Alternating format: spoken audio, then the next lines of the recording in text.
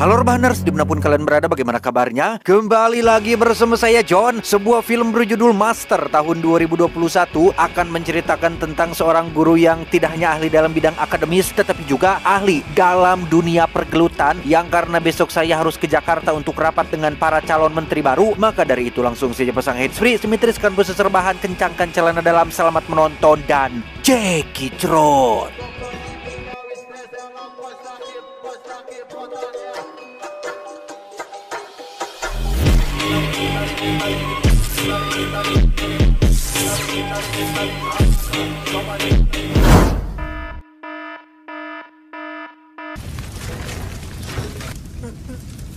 Cerita diawali dengan memperlihatkan 3 orang juragan sedang membakar rumah keluarga seorang bos supir truk, di mana satu-satunya orang yang selamat dari insiden itu adalah putra dari bos supir itu sendiri yang bernama Bafani. Andai kata mereka membunuh Bafani, sudah pasti ketiga juragan ini akan menjadi tersangka utama karena hanya mereka bertigalah sosok yang menjadi saingan ayah Bafani selama ini. Sehingga satu-satunya solusi untuk hal itu adalah dengan tetap membiarkan Bafani hidup, memaksa dia menjadi saksi mata dan memberikan keterangan palsu seolah keluarganya mati kebakaran karena murni kecelakaan. Bapani pun dikirim ke Departemen Pengawasan Remaja atau semacam panti asuhan khusus anak-anak nakal. Para petugas di sana sengaja dibayar untuk membuat Bafani menderita. Ia hanya diberi makan 1 kali sehari. Waktunya tidur sengaja dipukuli. Hidupnya sengaja dibuat tidak tenang, sengsara, dengan tujuan untuk meruntuhkan mentalnya agar tidak berani macam-macam.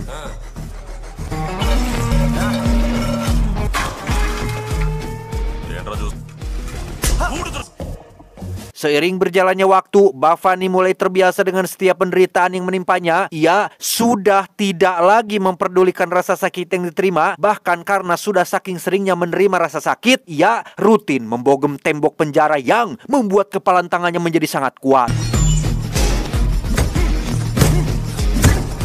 Suatu hari, Bafani dilaporkan kabur dari panti. Ternyata Bafani mendatangi rumah salah satu dari 3 juragan. Bukan untuk membalas dendam, Bafani justru datang untuk membuat kesepakatan. Ia ingin meminta kebebasan dengan imbalan akan menyetor sejumlah uang kepada para juragan ini.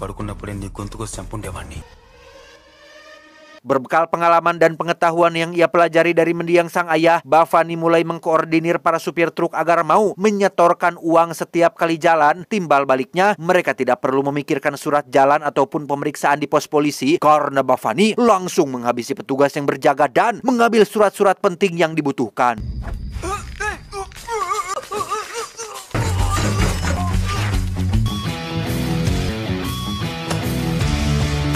Beberapa waktu berlalu, Bafani mulai menguasai para supir truk di kota tersebut. Uang yang ia terima pun jumlahnya tidak main-main dan setoran kepada para juragan pun berjalan dengan lancar. Tak hanya itu saja, Bafani memanfaatkan anak-anak yang ada di panti asuhan untuk ia jadikan pasukan, sehingga pelan tapi pasti Bafani sedang mendirikan kerajaannya sendiri dan menjadi orang paling ditakuti di wilayahnya.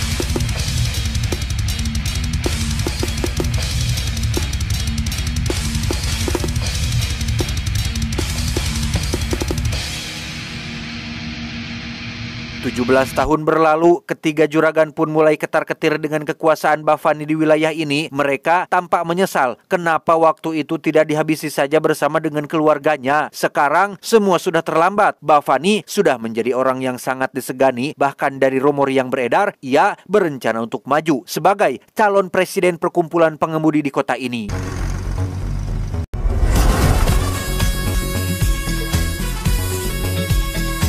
Dan inilah Bafani sekarang, menjadi sosok pria tinggi besar yang selalu bersikap tenang. Setelah bertahun-tahun menunggu waktu yang tepat, hari ini Bafani datang untuk membalas kematian keluarganya. Sempat ditertawakan oleh ketiga juragan yang merasa bahwa tempat ini adalah wilayah kekuasaannya. Bafani pun langsung memanggil semua karyawan untuk berkumpul dan akan memberikan 1 karung uang bagi siapa saja yang mau gabung bersamanya. Bafani dah बहुमत पैसा 20 లక్షల రూపాయలు. Para juragan sempat tertawa melihat Bafani yang terlalu percaya diri jika seluruh anak buahnya akan berkhianat. Namun ketika Bafani terus menambah angka hadiahnya, satu persatu pekerja pun mulai berpikir yang pada akhirnya mereka setuju untuk gabung dengan Bafani, bahkan memberikan sebilah parang untuk Bafani menghabisi ketiga juragan tersebut.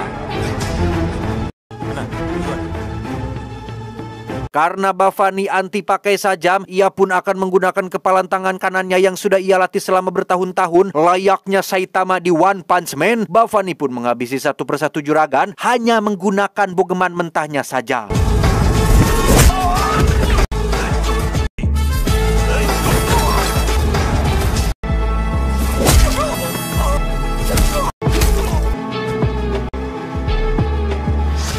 Sementara itu di kantor pemerintahan setempat, para petugas seringkali mendapat laporan terkait kekacauan yang terjadi di panti. Sudah puluhan guru yang dikirim ke sana, tapi tak ada satupun yang bertahan sampai 1 bulan lamanya. Sehingga untuk kesekian kalinya, mereka akan mencarikan seorang guru atau master yang tepat untuk mendidik dan membimbing para remaja agar lebih baik.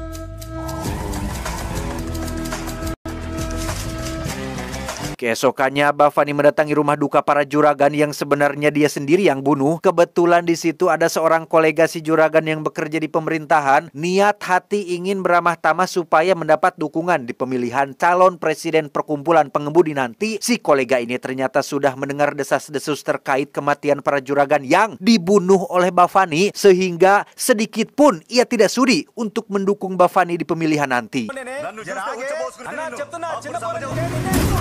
Dan ya, si kolega pun tewas tertabrak truk yang sudah pasti itu sudah disetting atau diatur oleh Bafani, sehingga melihat apa yang bisa ia lakukan, semua rekan si kolega pun setuju untuk mendukung Bafani di pemilihan nanti. Beralih ke panti asuhan pengawasan remaja tempat dulu Bafani pernah tinggal, seluruh remaja di tempat ini bukan lagi nakal, melainkan brutal dan susah sekali diatur. Mendengar ada guru baru yang akan datang, seluruh remaja pun langsung berkumpul di depan pintu untuk menyambut kedatangannya.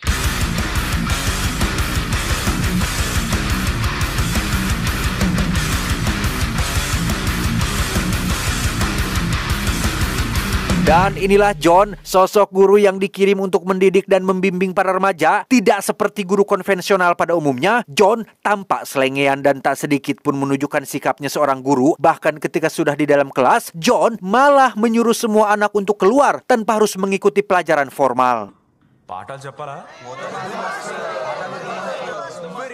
Beberapa saat kemudian ketika John sedang tiduran di kelas, ada anak kecil kakak beradik bernama Siva dan Raju. Mereka tampak ingin memberitahukan suatu informasi penting tentang tempat ini, tetapi karena John sedang tertidur lelap, Siva dan Raju pun menyelipkan kertas di dalam saku celananya. Balelol, mote.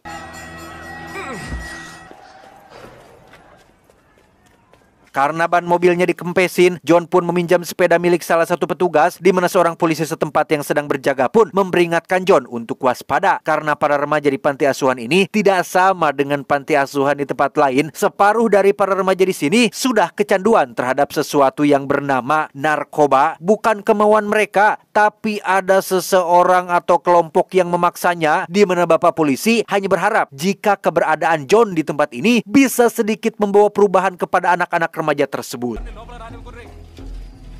Malamnya, Siva dan Raju harus menghadap Bafani yang ternyata adalah orang di balik narkoba yang meracuni semua anak-anak. Bafani sudah mendapat informasi terkait Siva dan Raju yang berusaha kabur dan melaporkan semua hal yang terjadi di panti asuhan ini, sehingga tanpa sedikit pun rasa kasihan, Bafani dengan teganya menghabisi mereka berdua dengan cara membogomnya sekuat tenaga.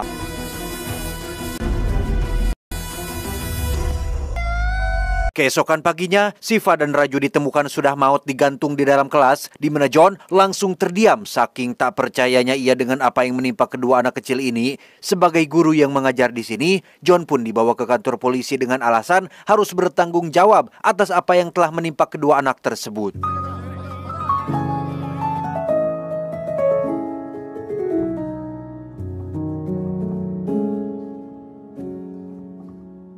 Singkat cerita, malam pun poek. Bafani terlihat mendatangi undangan dari kandidat terakhir yang akan maju di pemilihan nanti. Si juragan tampak terkejut melihat Bafani yang hanya datang sendiri tanpa ditemani. Sama seperti Bafani, si juragan satu ini selalu memakai cara licik dan kejam untuk meraih tujuannya, di mana Bafani sengaja diundang datang ke rumahnya untuk dibunuh, sama seperti yang sudah Bafani lakukan kepada calon-calon kandidat sebelumnya.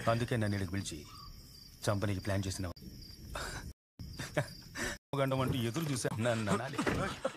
ya, jika si juragan mengira dirinya dan 3 anak buahnya sudah cukup untuk membunuh Bhavani, ia sudah salah besar. Bhavani sedikit pun tidak akan kabur ataupun mundur. Ia justru terlihat sangat tenang, senang, bisa menghabisi saingan terakhirnya di kediamannya sendiri. Dan ya, Bhavani pun menghabisi satu persatu anak buah si juragan dengan tangan kosong tanpa mendapat kesulitan berarti. Tangan kosong loh anjing. Sampai akhirnya menyisakan si juragan yang polos dalam dunia berkelahi.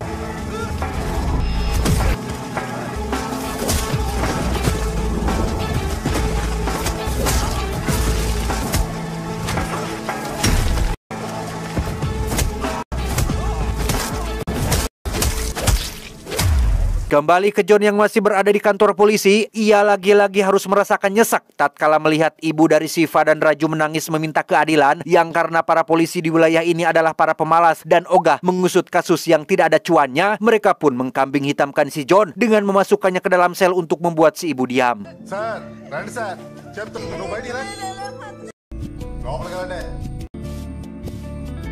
Saat di dalam sel itulah, John baru menyadari kertas yang ada di dalam saku celananya yang pada akhirnya akan mengungkap apa yang sebenarnya terjadi di panti asuhan tersebut. Pada kertas itu, Shiva dan Raju mengaku bahwa mereka adalah kakak beradik yang lahir dari keluarga miskin. Raju si kakak terpaksa mencuri sepotong roti demi Shiva adiknya yang sedang kelaparan. Bukan kasus berat, tapi mereka dipaksa masuk ke pusat pengawasan remaja dengan laporan kasus yang berbeda. Shiva, Raju, dan seluruh anak-anak di sana dipaksa mengkonsumsi barang terlarang agar kecanduan. Hal itu sengaja Bhavani lakukan supaya mereka tidak pernah keluar dan terus berada di sana. Alasannya tentu saja Bhavani butuh tumbal untuk dijadikan kambing hitam atas rangkaian kejahatan yang dilakukannya, sehingga John yang membaca tulisan itu pun seketika meneteskan air mata saking tak teganya ia terhadap apa yang sudah menimpa mereka semua.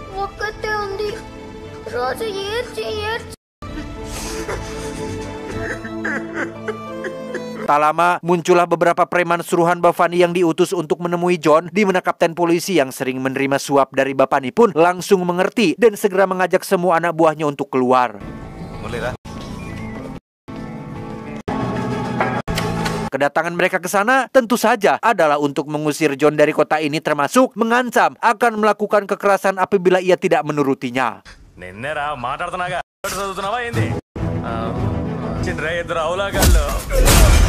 Dan ya, entah siapa sebenarnya si John ini, para preman pun mulai ketar-ketir saat melihat teman-temannya dihajar dengan mudah. Yang dari sini, John pun langsung membrutal dan menghajar semua preman sampai tak berdaya.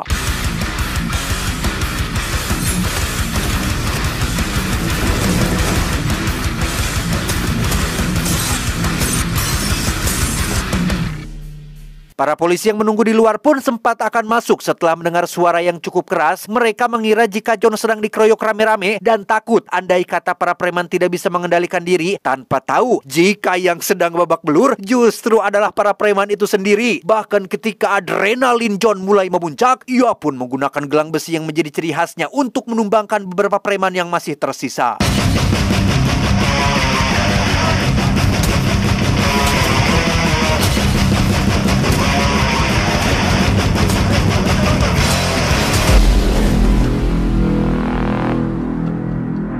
Melalui ponsel milik salah satu preman itulah John berhasil terhubung dengan Bhavani. Ini adalah pertama kali mereka saling berdialog, yang pada akhirnya terungkaplah asal-usul si John yang sebenarnya, bahwa dulu sewaktu masih remaja, John dikenal sebagai berandalan yang sering keluar masuk penjara, sampai akhirnya ia memutuskan untuk tobat, menjalani hidup dengan benar, kuliah, menempuh pendidikan panjang hingga menjadi profesor di salah satu universitas dan punya visi misi baik untuk mencerdaskan anak bangsa. Master ఇప్పుడు నేను చెప్పబోయేది నీకు కొత్త ఏం కాదు. Perihal siapa Bhavani, John tidak mau dengar dan tidak mau tahu. Yang pasti, ia berjanji akan memperbaiki situasi dan merubah anak-anak kembali kepada fitrahnya. Keesokannya setelah John diperbolehkan pulang, ia langsung mendatangi tempat kerjanya dengan penampilan baru yang lebih fresh dan lebih keguru-guruan. Ia sudah mengkurut brewoknya yang membuat para remaja Badung ini mengolok-oloknya. Namun John tidak memasukkan itu ke dalam hati. Justru ia ingin memperlihatkan pelajaran pertama yang cukup paten, yaitu memukuli ketiga penjaga panti ini setelah mengetahui jika mereka juga ikut terlibat dalam kejahatan Bhavani.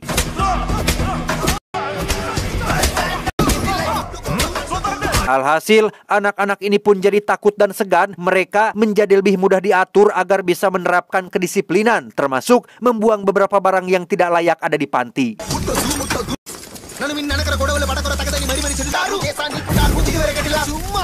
Dibantu sukarelawan yang kebanyakan adalah mahasiswa kuliahan, John pun membenahi panti yang awalnya kotor, kumuh, dan tak layak huni menjadi tempat bersih yang enak dipandang. Bahkan tak hanya itu saja, John mencukur rambut dan kumis semua remaja agar terlihat lebih fresh sesuai umurnya, di mana satu pemuda kepercayaan Bhavani bernama Das pun sempat tak terima saat John memaksanya mengkurut brewoknya.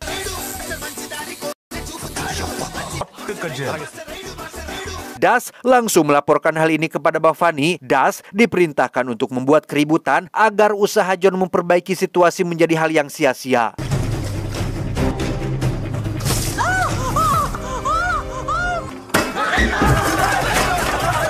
Tak bisa terus membiarkan hal ini terjadi. John dengan sedikit informasi dari penjaga panti pun mendatangi kediaman Bhavani yang berlokasi di pinggiran kota. Di situ John secara kebetulan menyandra seseorang yang baru selesai mandi untuk memaksa Bhavani agar menunjukkan bebenguknya. So, tibanya di dalam, anak-anak buah Bhavani terlihat sedang berkumpul. Saat John bertanya, siapa di antara kalian yang adalah Bhavani? Orang yang sedang John sandra pun mengangkat tangannya karena... Ya, John cukup terkejut saat menyadari jika orang yang sedang ia pegangi ternyata tidak lain dan tidak bukan adalah Bhavani itu sendiri. Tanpa sedikit pun mundur ataupun takut, John justru malah menguel-uel kepalanya seolah Bhavani tidak memiliki harga diri. Dan lagi, Bhavani semakin dibuat emosi dan kehilangan harga diri tatkala satu anak buahnya meleset. Namun karena saat ini John yang memegang kendali, Bhavani pun tidak bisa berbuat apa-apa kecuali membiarkan John berbuat sesukanya.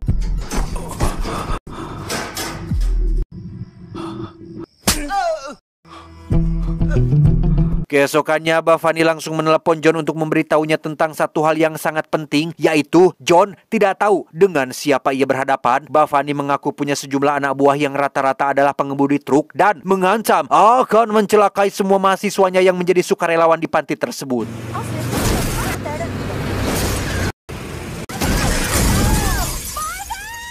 Dan ya, akibat perselisihan ini, beberapa mahasiswa John pun harus meregang nyawa. Bahkan tak hanya itu saja, Bhavani berencana untuk pindah markas ke wilayah lain, termasuk menugaskan Das, orang kepercayaannya, untuk membawa seluruh anak-anak panti di dalam mobil kontainer.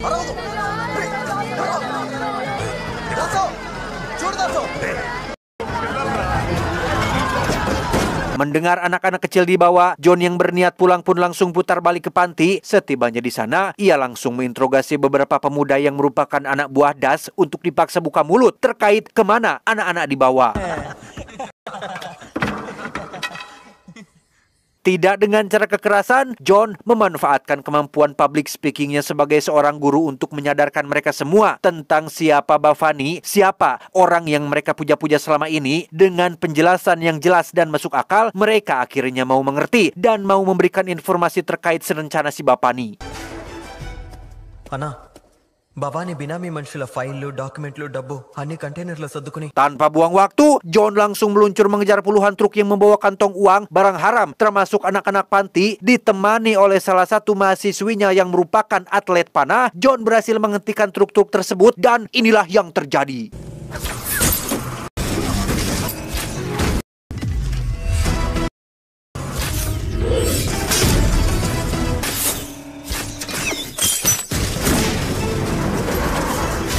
Setelah mengolengkan semua truk, John pun didatangi oleh Das yang emosi dengan tindakannya yang selalu mencampuri urusannya. Sama seperti yang ia lakukan kepada remaja sebelumnya, John menggunakan kemampuan diplomasinya untuk menyadarkan Das tentang satu hal, bahwa dari sekian banyak anak-anak di panti, Das-lah orang pertama yang akan ditumbalkan andai kata para polisi mengusut kasus kejahatannya. Jika Das mengira Bhavani akan melindunginya seperti saudara sendiri, ia sudah salah besar. Karena orang semacam Bhavani hanya memperdulikan diri sendiri, dan Das hanyalah pion yang suatu saat nanti akan dikorbankan. Entah bagaimana hasil diplomasinya, Das terlihat sudah sampai di tempat penyimpanan daging yang merupakan markas baru si Bafani. Persis seperti yang John katakan, Bafani menyuruh anak buahnya untuk membawa Das ke tempat sepi, dan benar saja, semua perkataan John benar-benar terbukti. Bafani berniat membunuh Das yang dianggap sudah tahu banyak hal. Yang bertepatan dengan itu, beberapa anak buah Bafani yang lain pun terlihat sedang memeriksa kontainer berisi anak-anak, dan tiba-tiba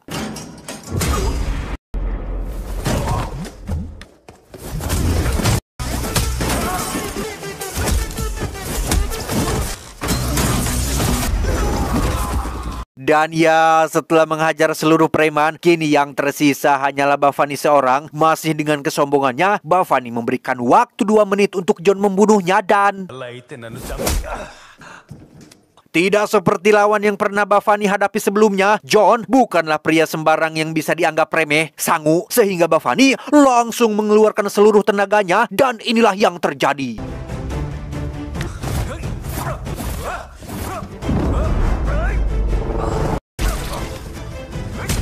Dari situ, John terus melakukan serangan demi serangan sampai-sampai Bafani tak sempat mengeluarkan tinju kuatnya. Namun ketika Bafani sudah mulai panas, ia pun mulai mengeluarkan bogeman seriusnya yang membuat John terpental cukup keras.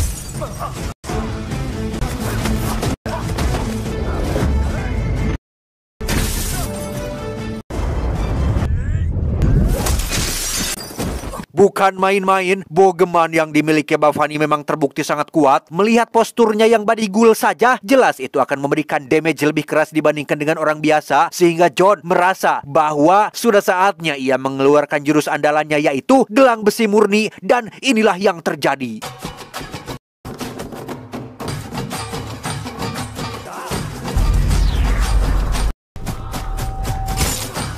Dan ya, seberapapun kuat bogeman seseorang, jika diadu dengan besi, ya tetap keok juga. Bafani mulai kehilangan auranya, apalagi setelah John terus memfokuskan serangan hanya pada satu titik.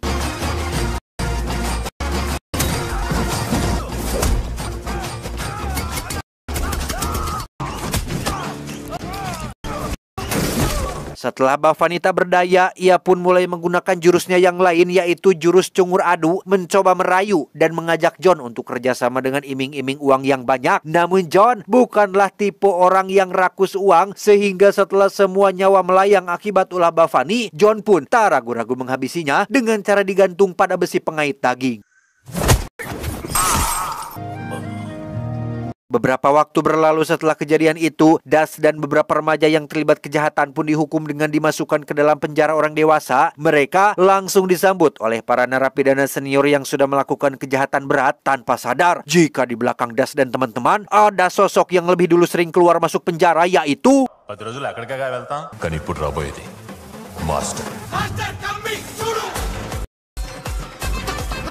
tamat ending yang lumayan mengadrenalinkan. Pesan yang bisa kita ambil dari film ini adalah orang hebat bisa melahirkan beberapa karya bermutu, tapi guru bermutu bisa melahirkan ribuan orang hebat. Saya John mewakili jajaran yang bertugas mengucapkan terima kasih dan sampai jumpa di video selanjutnya. Adios.